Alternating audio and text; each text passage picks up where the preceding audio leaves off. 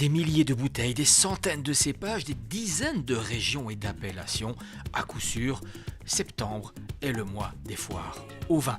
Ça tombe bien, moi qui souhaitais justement me constituer une cave à vin idéale pour accompagner régulièrement mes repas sympas entre amis. Vous aussi? Eh bien, suivez le guide. Qui rentre en importance dans sa sélection de vin, c'est la dégustation. On ne remplacera jamais la pratique par la théorie de toute façon. Constituer une belle cave au vin, on peut se tenir entre une fourchette de prix entre 7 et 10 euros la bouteille. La richesse d'une cave ne se fait pas par sa valeur, mais par sa grande diversité. Donc pour permettre justement de varier, de proposer une grande variété dans sa cave à vin, de partir sur 3 bouteilles. Pourquoi 3 bouteilles? Bien, puisque on en prend une, on reçoit des amis à la maison, on en prend une deuxième.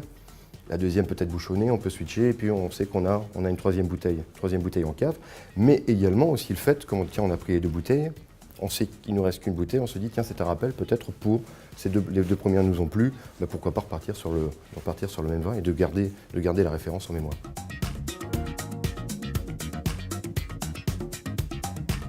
Idéalement on peut partir, très souvent c'est toujours un tiers, 2 tiers. En sachant que dans ce tiers de blanc on peut aussi composer avec des vins rosés.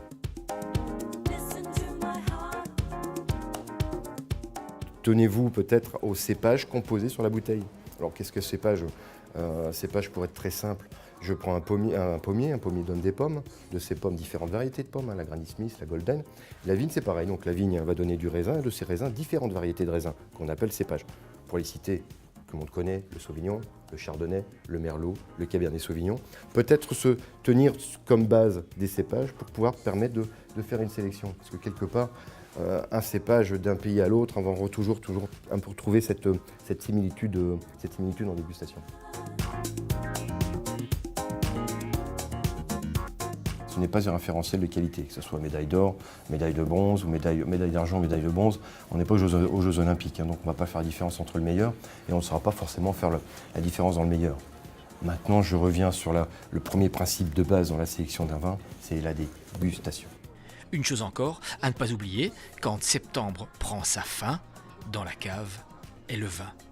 Dépêchez-vous.